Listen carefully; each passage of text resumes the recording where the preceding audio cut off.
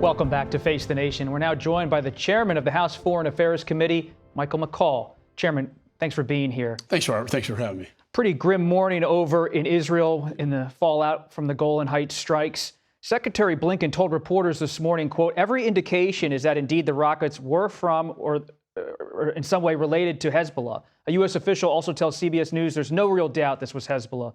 Have you been briefed on the situation in the Golan Heights, and what can you tell us? Yes, I have, and it did come from Hezbollah within the 5-mile range that the UN Security Council resolution says that Hezbollah cannot operate within this 5-mile zone, killing 12 children on a playground. And what's interesting, they're Arab Druze, a religious minority sect. It doesn't make any sense to me why they would target those people, and now they're claiming they had nothing to do with it. Perhaps that may be why. So for someone who's just kind of tuning into this issue, they hear about Israel's war with Hamas, they now hear about Hezbollah attacking in the Golan Heights. And you just heard Senator Lindsey Graham on Face the Nation. He warned of possible nuclear concerns here if this spills and spirals into a broader conflict. What's the big picture here of the threat of this situation exacerbating in the coming days and weeks?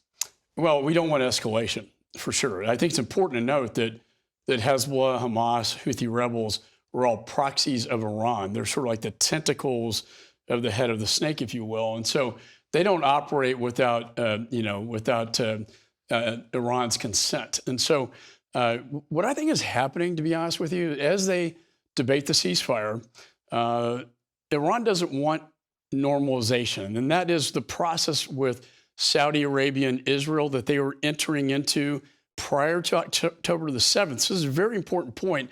Once Iran saw this, I think that culminated in October the 7th. So it's not in their interest to have any ceasefire agreement that would somehow keep, they want Sinwar to stay in power. They want Hamas to stay in power. Otherwise, they lose power. And the Saudis have made it clear to get to the normalization peace process, Sinwar has to go, Hamas has to go, and we need a new form of governance for the Palestinian people. The Israeli Prime Minister Benjamin Netanyahu in the United States in this past week. What have you heard? What have you been told about his request to have more shipments of weapons delivered on a fast-track basis? Well, I sign off on all foreign military sales, and I sign off on all the ones that have gone to Israel and also to Ukraine and Taiwan. And so the fact is, though, that these shipments have been delayed intentionally. Now, the four corners, that being the chair and ranking member, House Foreign Affairs and Senate Relations, we signed off on these weapons, and for some reason the administration has withheld those weapons. What's the reason? What's the reason? I think maybe it gives them leverage over Israel and decision-making processes. But when I talked to the Prime Minister in his office, this creates daylight between the United States and Israel. And I think it's very dangerous, especially right now, for us to somehow put daylight between us and our most important U.S. ally, the democracy in the Middle East. Let's turn to the assassination attempt on former President Donald Trump. What is the role going to be you have going forward in a possible task force to investigate this assassination attempt? Have you spoken with Speaker Johnson about having some kind of role? Because not only you focus on foreign policy, but also on homeland security. What do you want to do, and what should happen now?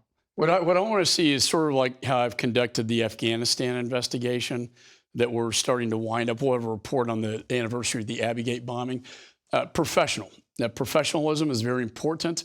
Experience. So you want people that either have, special operators that know how snipers work, to federal prosecutors like myself that know how the process works.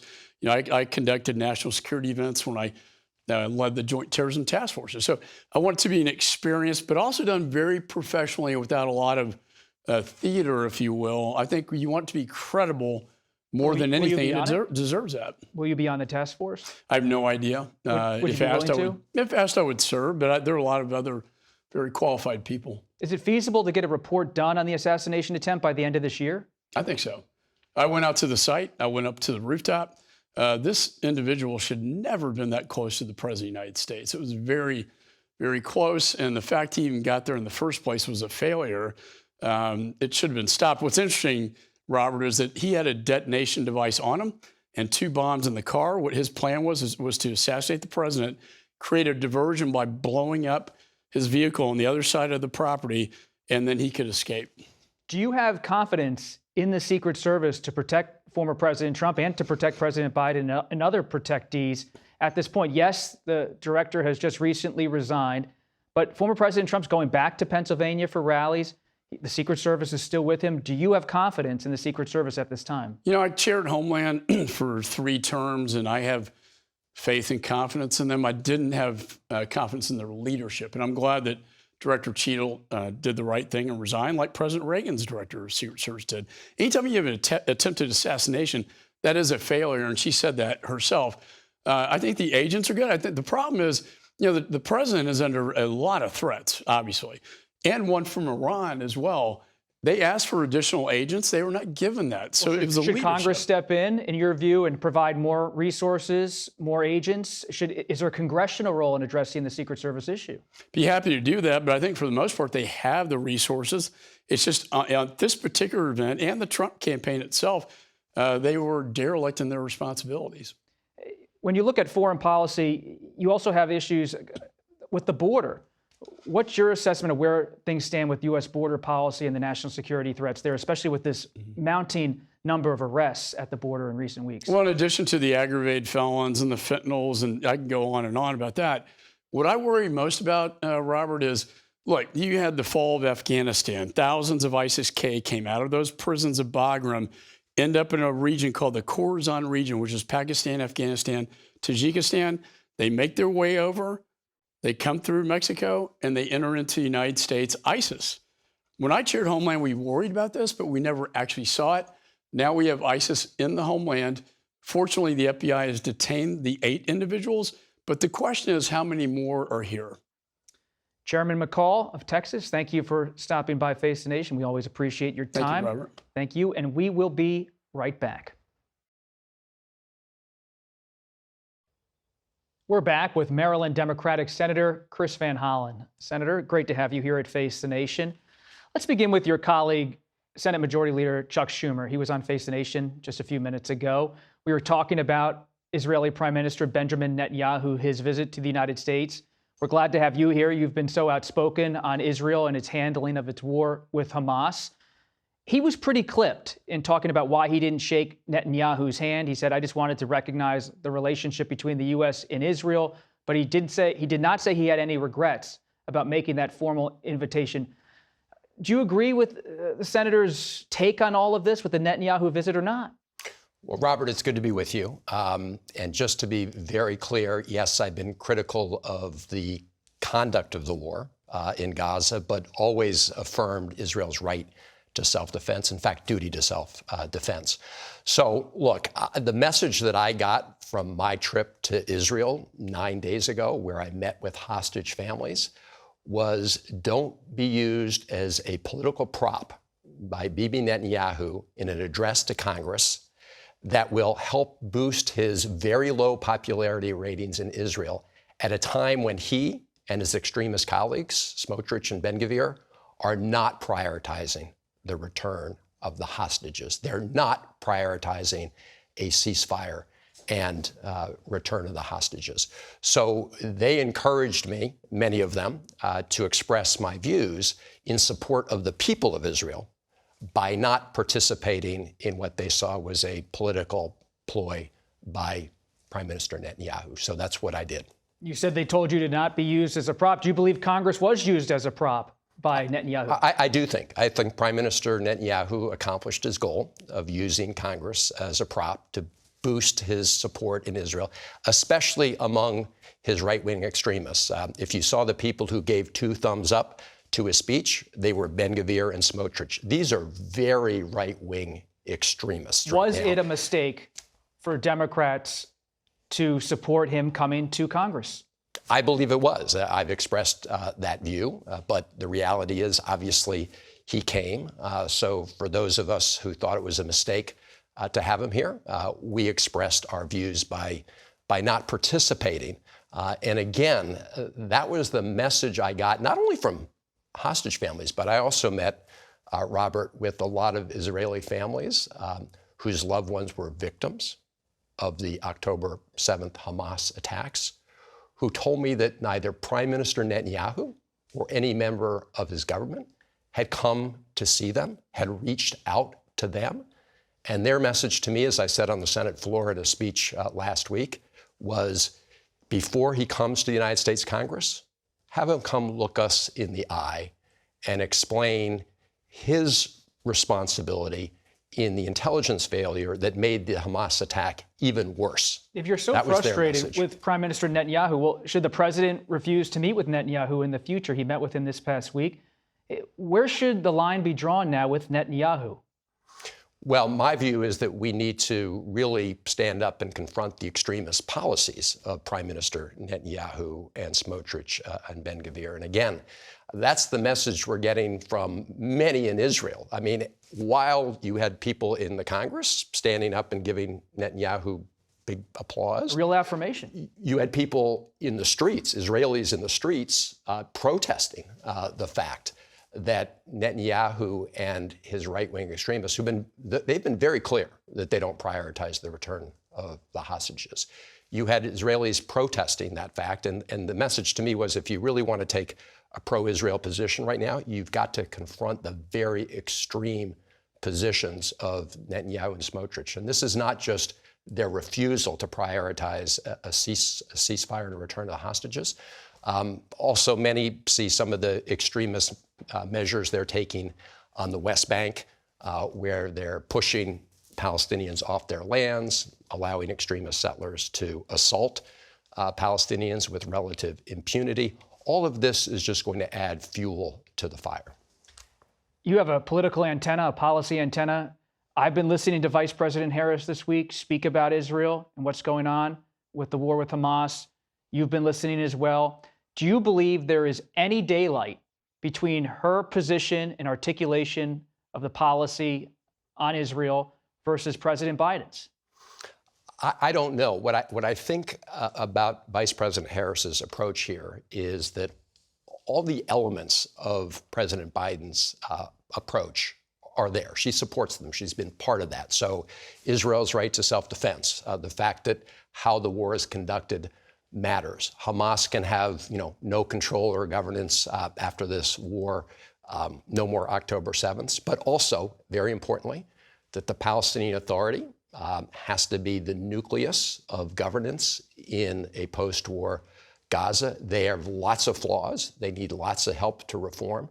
They also need resources. And very importantly, and you mentioned this with Congressman McCaul, a path, although he left out this part, a path to a two-state solution to assure that the great majority of the Palestinian people who have nothing to do with Hamas can have some light at the end of the tunnel. We need equal security, equal dignity, equal rights of self-determination for Israelis and Palestinians alike. And the president has coupled that with what you did talk about, which was a normalization agreement with Saudi Arabia, which would be very good for the security interests of Israel. And she, of course, will remain President Biden's vice president for the rest of the term. But she's also now the presumptive Democratic nominee. 100 days between now and the election. Would you counsel her in any way to separate or differentiate herself, or at least define herself on the Israel issue on her own terms quickly, or just to keep going along as is? Well, so I believe the elements of her policy are the same. But the question is how we succeed in achieving the elements of the policy. I have been critical of the Biden administration at times for not using all the levers of influence we have to achieve President Biden's stated goals, including what a post-war Gaza looks like. So I was pleased that after her meeting with Prime Minister Netanyahu, the vice president made a statement, a public statement, not a written statement, and she did it with clarity. Senator Chris Van Hollen of Maryland, we appreciate you coming by Face the Nation, and we will be back in a moment. We go now to New Mexico's Governor, Michelle Lujan Grisham, who is a member of Vice President Harris's campaign advisory board. Good morning, Governor. Great to have you with us here on Face the Nation. Good morning, Robert. We know you're with the Vice President. You're a hearty supporter on her advisory board. But I want to begin with the news of the week for history, which was President Biden's decision to exit the race. You were on a call with President Biden and Democratic governors a few weeks ago, where CBS News reported that you expressed concern about the president's performance at the time and whether he was able to win. Can you tell us what exactly you said and what were your concerns to help us understand why this week played out as it did? Well, I don't know that any of my statements had anything to do with what's played out, but it is clear to me, or was then, that there was a shift. And New Mexico is a bellwether state, with the largest percentage of Hispanic voters per capita in the country, and that there was a bit of a, if you will, stalling out. And that I found very concerning. That was confirmed by national polling that had Biden beating Trump by 1 percentage point among Hispanic voters. And since his personal decision to certainly put democracy first, I will say I'm seeing a re-energized, particularly with young voters, which I think is now playing out in national polling, showing Harris beating Trump with Hispanic voters by 19 percentage points. How is Vice President Harris playing out on the issue of immigration and the border in your state? Of course, a border state. You heard Senator Graham earlier in the program. He just kept coming back to the issue of the border with Vice President Harris. Are Democrats ready to counter the Republican attacks? And are you confident that she personally can address this issue in an effective way for New Mexico? Well, let's do a couple of things. First, I'm going to answer the question, yes. There's renewed enthusiasm because what the Hispanic voters here want is a prosecutor who's got a history in a border state dealing with border and immigration issues that can cause risk, like her prosecution successfully of transnational gangs on drugs and guns. But they also want someone who is going to be balanced on immigration policy. And that's what the Biden-Harris administration brokered with Congress. And this is the second time we've seen Trump and his cast of characters be really clear they don't want immigration reform. They want fear. They want division. They're going to continue to demonize Hispanics and Latinos and immigrant communities. And you know what they see? They see someone who's tough, fair, balanced, pragmatic, and somebody they can relate to in terms of her own family. That motivates Hispanic voters. Senator Graham called Vice President Harris the border czar. That wasn't her title. She was given responsibility to deal with the root causes of migration when it comes to the border. Your voters in New Mexico, I've spoken to them. They see you as a straight talker. What's your grade, straight talk, politically speaking, of how she handled the issue of migration during the last 3.5 years? Well, as a straight shooter, thank you, Robert, and thank you, New Mexico voters. We have to be engaged in better diplomacy in Central America and South America. She did that very effectively. And in fact, we had meetings of the Americas and Latino leaders from south of the border, and those have been incredibly promising.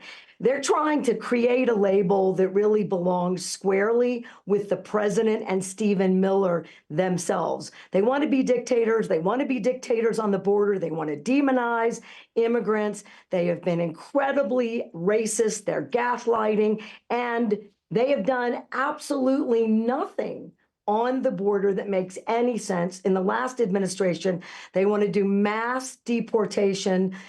Here's something that I think is really important and telling about this issue. Right now, border crossings are as low as they've ever been, certainly lower than they were in the Trump administration. And we've seen a 55% decrease, and we've seen the right public safety activity at the border in this administration. But what about more Border Patrol agents? There has been reporting, including a leaked phone call, of you speaking about you need more from DHS, you need more Border Patrol. You've been positive about the administration so far in this conversation, but you've often been urgent about your need for more resources at the border. Does this administration need to do more for you and your state in terms of allocation of resources and agents or not? They do. And they're going to get that opportunity if Republicans in Congress weren't directed to make sure that they did not do anything to pass a bipartisan border deal that put 1,500 more Border Patrol and 1,200 more ICE agents. You bet And the shift of Border Patrol by President Biden into ports of entry is exactly what we needed so that we can focus there. And then you minimize, right? You can't seek asylum if you're not coming in a port of entry. That gets at coyotes and those inappropriate crossings. So they both did something based on my urging, and they're on the right side of this new border deal, which will get done when Harris is president, we take the House, and we keep the Senate. And on the search for a running mate for Vice President Harris, Senator Mark Kelly of Arizona from the Sun Belt, your region of the country, is at or near the top of the list based on our reporting. How much of a help would it be for Arizona, for New Mexico, to have someone like Senator Kelly on the ticket? Would you recommend he's picked by Vice President Harris? Well, my recommendations really shouldn't matter. This is a personal decision by candidate Harris and the vice president, and I respect that she's going to make a perfect balanced ticket choice. But look, this is one of the highest per capita enlisted and veteran communities in the country, New Mexico. You've got a veteran, you've got an astronaut, you've got someone who's got a very strong public safety record, you've got someone who understands the West, who understands water. It's not just immigration. He would be an incredibly strong pick. You know, the very first images from space were captured from New Mexico in the 40s. This would be a very strong pick, but she's got a really deep bench, which is, I think, another really important facet in this race. The Democrats have people who are ready to move the country forward. She's about progress and the future, and Trump is about none of those things. Governor, we really appreciate you taking the time. That didn't seem like an endorsement of Senator Kelly, but something close to it. We'll have to check in. Well, something close. It was a positive. He knows I love him. Come on. He knows I love him. All right. All right, Governor, we'll be right back, and thanks again. That's it for us today. Thanks for watching. For Face the Nation, I'm Robert Costa.